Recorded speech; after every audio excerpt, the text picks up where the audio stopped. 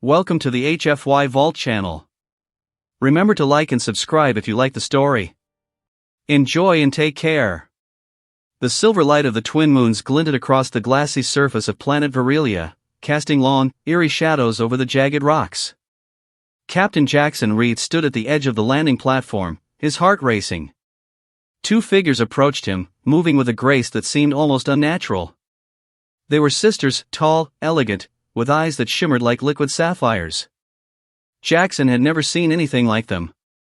The sisters stopped a few feet away, their expressions unreadable. One stepped forward and spoke, her voice melodic yet commanding. "You must make a choice," she said. "Only one of us may accompany you to the council. The other must remain behind." Jackson froze. He had been trained to make tough decisions in battle, but this was different. He could sense a deep connection between them, a bond that transcended words. Choosing one would mean leaving the other in isolation on this alien world, possibly forever. Before he could respond, the younger sister placed her hand gently on his arm. "Captain," she said softly, "we have waited for you for months. You are the key to our survival." The words hit Jackson like a wave. Survival. The council would decide the fate of their people, and somehow, he was at the center of it all. He looked between the sisters, trying to read their thoughts, but both faces were calm, almost serene. His mind raced. How could he possibly choose? Suddenly, a loud alarm blared from the council tower. Red lights bathed the landing platform in an ominous glow. "We don't have time for this," the elder sister said sharply. "The council has begun the trials. If we don't present one of us, our people will face extinction." Jackson's heart pounded. He had been trained for alien diplomacy, but nothing in the academy prepared him for this moment. He swallowed hard. I can't choose," he admitted, his voice trembling. "I don't know who should go." The younger sister smiled faintly, a mixture of sadness and hope. "Sometimes, the choice is not ours," she whispered. Before Jackson could ask what she meant, the elder sister reached out, her hand brushing against his chest. A sudden surge of energy coursed through him, and images flashed in his mind, memories, emotions, and glimpses of the sisters' lives. He saw their struggles, their laughter, their pain. He felt their fears and hopes intertwined, as if their souls were calling to him. Jackson staggered back, overwhelmed. What is this?" he gasped. The elder sister's eyes softened. "This is the bond of the Illyrians," she explained. "We are connected. When you touch one of us, you feel the other as well. Choosing one means understanding both." For a moment, Jackson thought he might faint. His training, his logic, his reason all were useless in the face of this alien connection. Yet, a strange calm settled over him. He realized something crucial: he didn't need to choose in the way he thought. "Then, maybe I don't have to choose the way you expect," Jackson said slowly. "Maybe there's another way." The sisters exchanged a glance, surprised.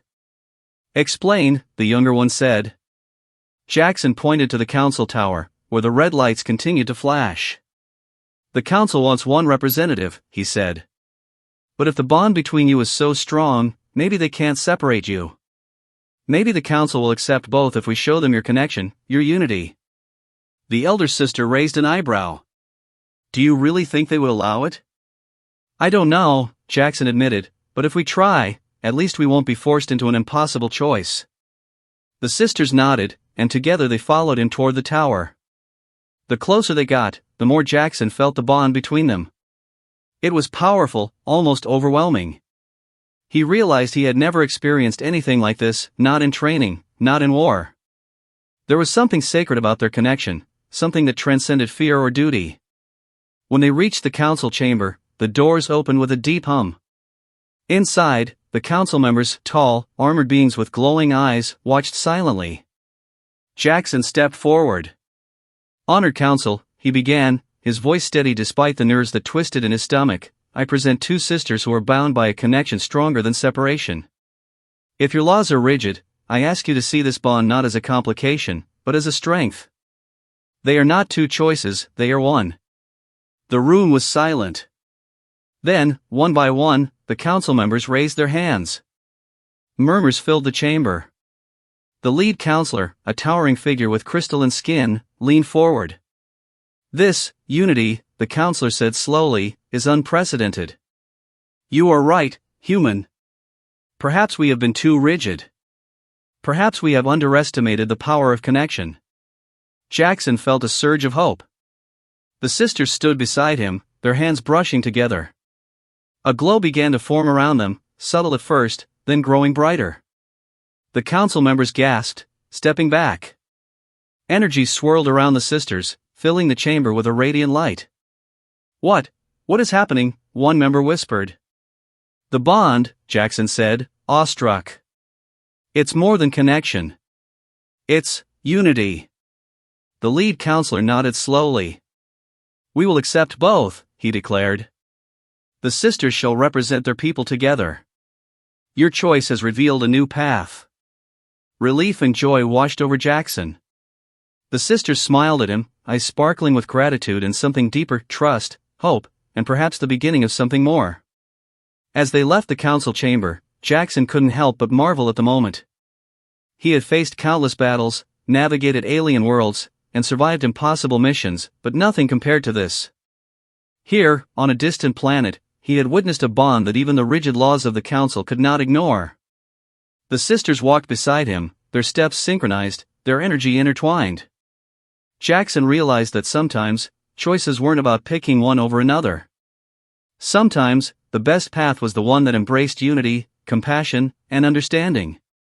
For the first time in his life, Jackson felt that he was exactly where he needed to be. Not as a hero, not as a soldier, but as a witness to something extraordinary, something that would change the future of an entire species. And as the twin moons shone brightly above, casting their silver light over the planet, Jackson knew one thing for certain: the story of the sisters, and the choice he almost had to make, would be remembered for generations.